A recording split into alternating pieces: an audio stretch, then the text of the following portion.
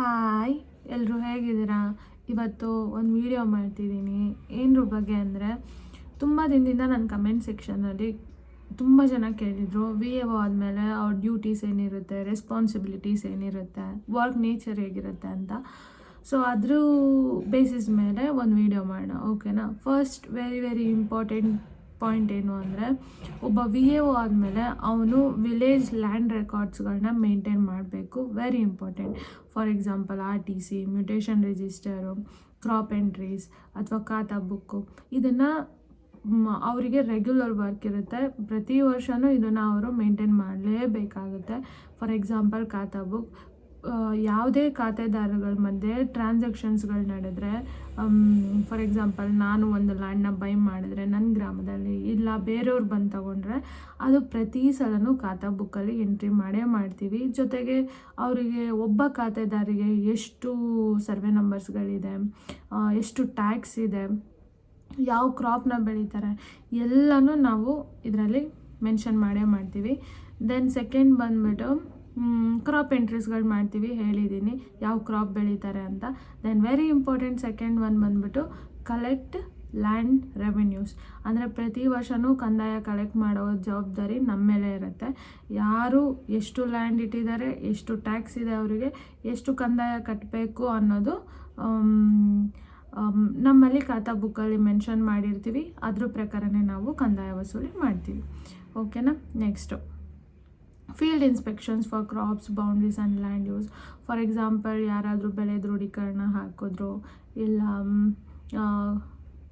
Crop survey ಮಾಡೋದಕ್ಕೆ ಬಂದರು, ಆವಾಗ ನಾವು ಅವ್ರ ಜೊತೆನೇ ನಿಂತ್ಕೊಂಡು ಸ್ಪಾಟ್ ಇನ್ಸ್ಪೆಕ್ಷನ್ಗೆ ಹೋಗಬೇಕಾಗತ್ತೆ. ಫೀಲ್ಡಲ್ಲಿ ಇರ್ತೀವಿ, ಓಕೆನಾ? ಅವ್ರು ಯಾವ ಕ್ರಾಪ್ ಬೆಳೀತಿದ್ದಾರೆ, ಫಾರ್ ಎಕ್ಸಾಂಪಲ್ ಯಾರೋ ಒಬ್ಬರು ಬಂದುಬಿಟ್ಟು ನಮಗೆ ಬೆಳೆ ದೃಢೀಕರಣ ಬೇಕು ಅಂದಾಗ, ನಾವು ಅಲ್ಲಿ ಫೀಲ್ಡ್ಗೆ ಹೋದಾಗ ಅವ್ರು ನಿಜವಾಗ್ಲೂ ಅದೇ ಬೆಳೆ ಬೆಳೀತಿದ್ದಾರಾ, ಯಾವ ಬೆಳೆ ಬೆಳೀತಿದ್ದಾರೆ ಅಂತ ಹೇಳಿ ನೋಡಿ ಚೆಕ್ ಮಾಡಿ ಇನ್ಸ್ಪೆಕ್ಷನ್ ಮಾಡಿ ಅದ್ರ ಬೇಸಿಸ್ ಮೇಲೆ ನಾವು ಅವರಿಗೆ ಬೆಳೆ ದೃಢೀಕರಣ ಇಶ್ಯೂ ಮಾಡ್ತೀವಿ.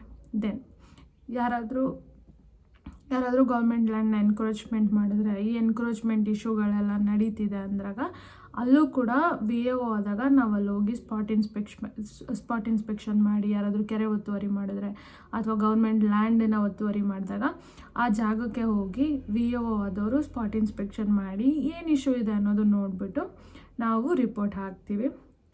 ಅದು ವೆರಿ ಇಂಪಾರ್ಟೆಂಟ್. ಈ ಎನ್ಕ್ರೋಚ್ಮೆಂಟ್ ಅನ್ನೋದು ತುಂಬ ಜಾಸ್ತಿ ಇರೋದರಿಂದ ಈ ಫಾರೆಸ್ಟ್ ಏರಿಯಾಗಳಲ್ಲಿ ನಮಗೆ ಇದೊಂದು ಮೇನ್ ಕೆಲಸ ಆಗಿರುತ್ತೆ. ದೆನ್ ಯಾವುದೇ ನೋಟಿಸ್ ಇಶ್ಯೂ ಮಾಡಬೇಕು, ರಿಪೋರ್ಟ್ಸ್ ಹಾಕಬೇಕು, ಮಹಾಜರ್ ಹಾಕಬೇಕು, ಯಾವುದೇ ಥರ ನೋಟಿಸ್ಗಳು, ರಿಪೋರ್ಟ್ ಅಥವಾ ಮಹಾಜರ್ ಮಾಡುವಾಗ ಅದು ನಾವೇ ಮಾಡಬೇಕಾಗತ್ತೆ. ಅದು ನಮ್ಮ ಜವಾಬ್ದಾರಿ ಆಗಿರುತ್ತೆ. ಸೊ ದಟ್ ಮಹಾಜರ್ ಮಾಡೋದು, ರಿಪೋರ್ಟ್ ಹಾಕೋದು, ನೋಟಿಸ್ ಇಶ್ಯೂ ಮಾಡೋದು ಅದು ನಮ್ಮ ಕೆಲಸ, ಓಕೆನಾ? ಯಾವುದಾದ್ರೂ ನೋಟಿಸ್ ವಿಲೇಜಲ್ಲಿರೋ ಪೀಪಲ್ಗಳಿಗೆ ಇಶ್ಯೂ ಮಾಡಬೇಕು, ಅವರಿಗೆ ತಿಳಿಸ್ಬೇಕಂದಾಗಲೂ ಕೂಡ ಅದು ವಿ ಎ ಒ ಕೆಲಸ ಆಗಿರುತ್ತೆ. ಅದ್ರ ಜೊತೆಗೆ ಏನಾದರೂ ಸೆನ್ಸಸ್ ನಡೀತಿದ್ರೆ ಅಥವಾ ಕ್ರಾಪ್ ಸರ್ವೆ ನಡೀತಿದ್ದೆ, ಆವಾಗ ಕೂಡ ವಿ ಎ ಒ ಆದವರು ಕ್ರಾಪ್ ಸರ್ವೆ ಮಾಡ್ತಿದ್ದಾರೆ ಅಂದಾಗ ನಾವು ಅಲ್ಲಿ ನಿಂತ್ಕೊಂಡು ಅಸಿಸ್ಟ್ ಮಾಡಬೇಕಾಗುತ್ತೆ. ಇದು ವೆರಿ ಇಂಪಾರ್ಟೆಂಟ್. ಯಾವುದೇ ಥರ ಡಾಟಾ ಕಲೆಕ್ಷನ್ ನಡೀತಿದೆ ಒಂದು ಗ್ರಾಮದಲ್ಲಿ ಅಂದಾಗ ವಿ ಎ ಒ ಆದವರು ಅಲ್ಲಿ ಪ್ರೆಸೆಂಟ್ ಇರ್ತಾರೆ. ದೆನ್ ಸಪೋರ್ಟ್ ಎಲೆಕ್ಷನ್ ಡ್ಯೂಟೀಸ್, ಇದು ವೆರಿ ಇಂಪಾರ್ಟೆಂಟ್.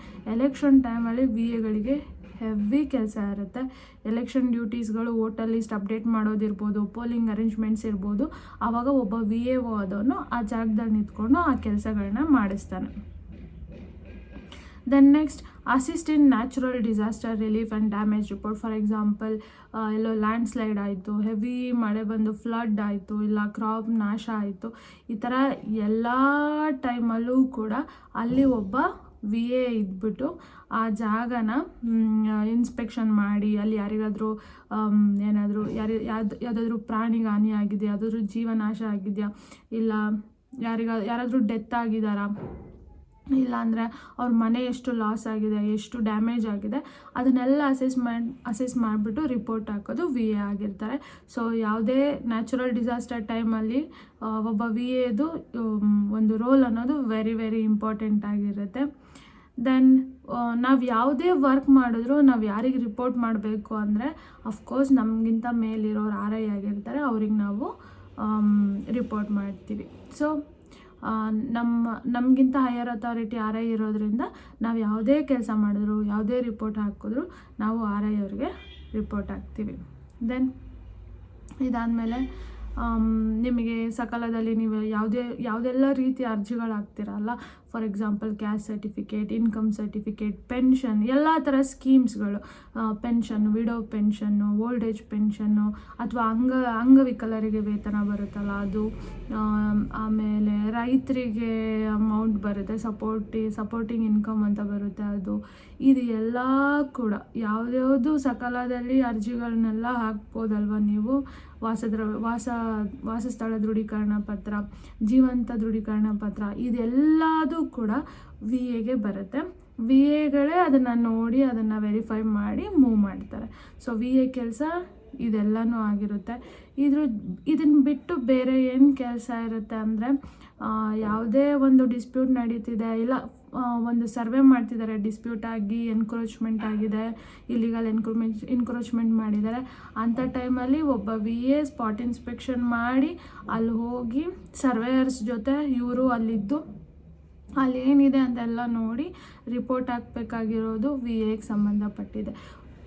ಅಲ್ಟಿಮೇಟಾಗಿ ಏನಂದರೆ, ಒಂದು ಗ್ರಾಮದಲ್ಲಿ ಏನೇನೆಲ್ಲ ನಡೆಯುತ್ತೋ ಅದೆಲ್ಲದು ಆಲ್ಮೋಸ್ಟ್ 90% ಬಂದ್ಬಿಟ್ಟು ವಿ ಎ ಜವಾಬ್ದಾರಿ ಆಗಿರುತ್ತೆ. ಆ ಗ್ರಾಮದಲ್ಲಿ ಏನೇನೆಲ್ಲ ನಡೆಯುತ್ತೋ ಅದೆಲ್ಲನೂ ಜವಾಬ್ದಾರಿ ಹೊತ್ಕೊಬೇಕಾಗಿರೋದು ವಿ ಎ ಆಗಿರುತ್ತೆ.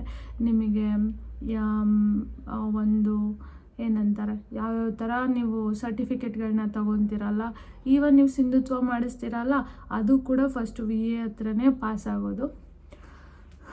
ಸೊ ದಟ್ ಒಂದು ಗ್ರಾಮದ ಎಲ್ಲ ರೆವಿನ್ಯೂ ವರ್ಕ್ಗಳು ಕೂಡ ಒಬ್ಬ ವಿ ಎ ನೋಡ್ಕೊತಾನೆ. ಸ್ಪಾಟ್ ಇನ್ಸ್ಪೆಕ್ಷನ್ ಎಷ್ಟು ಸಲ ಹೋಗಬೇಕಾಗುತ್ತೆ ಅಂದರೆ, ಇಟ್ ಡಿಪೆಂಡ್ಸ್.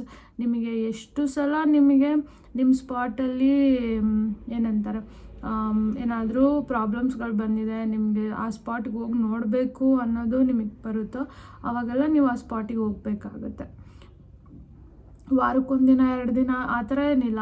ಬಟ್ ನಾರ್ಮಲಿ ಏನು ಅಂದರೆ, ಇವಾಗ ನನ್ನ ಪ್ಲ್ಯಾನ್ ಏನು ಅಂದರೆ, ವಾರ ಪೂರ್ತಿ ನಾವು ಕೆಲಸ ಮಾಡ್ತಿದ್ದೀವಿ ಅಂದರೆ, ಈ ಥರ ಸ್ಪಾಟ್ ಇನ್ಸ್ಪೆಕ್ಷನ್ಗಳು ಬಂದಿದೆ ಅಂದರೆ ವಾರದಲ್ಲಿ 1-2 ದಿನ ಎತ್ತಿಡೋದು. ವಾರದಲ್ಲಿ 2 ದಿನ ನಮ್ಮ ಗ್ರಾಮಕ್ಕೆ ಹೋಗ್ಬಿಟ್ಟು ಸ್ಪಾಟ್ನ ನೋಡಿಬಿಟ್ಟು ಅಲ್ಲೇನಿದೆ ಅನ್ನೋದನ್ನು ವೆರಿಫೈ ಮಾಡೋದು ಒಳ್ಳೆಯದು. ಯಾಕೆಂದರೆ ಬೇರೆ ಎಲ್ಲ ಟೈಮಲ್ಲೂ ನಾವು ಆಫೀಸಲ್ಲಿ ಜನಗಳಿಗೂ ಕೂಡ ಅವೈಲೇಬಲ್ ಆಗಿರಬೇಕು.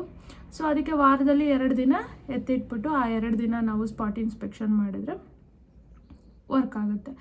ಸೊ ಇಷ್ಟು ರೆಸ್ಪಾನ್ಸಿಬಿಲಿಟೀಸ್ ಅಥವಾ duties of V A O. Almost ಒಂದು ಗ್ರಾಮದಲ್ಲಿ ಯಾವ್ಯಾವ ರೀತಿ ರೆವೆನ್ಯೂ ವರ್ಕ್ಗಳು ನಡೆಯುತ್ತೋ ಅದೆಲ್ಲ ವರ್ಕುಗಳು ವಿ ಎ ಒಗಳೇ ಮಾಡ್ತಾರೆ. ಇದು ಒಂದು ಬೇಸಿಕ್ ಥಿಂಗ್. ಎಲ್ಲ ವರ್ಕುಗಳು ವಿ ಎ ಒಗಳಿಗೆ ಬರುತ್ತೆ. ಸೊ ಇಷ್ಟು ಈ ವಿಡಿಯೋದಲ್ಲಿ. ಸೊ ಅಲ್ಲಿ ತನಕ ನೆಕ್ಸ್ಟ್ ವಿಡಿಯೋ ಮಾಡೋ ತನಕ ಮತ್ತೆ ಭೇಟಿ ಆಗೋಣ.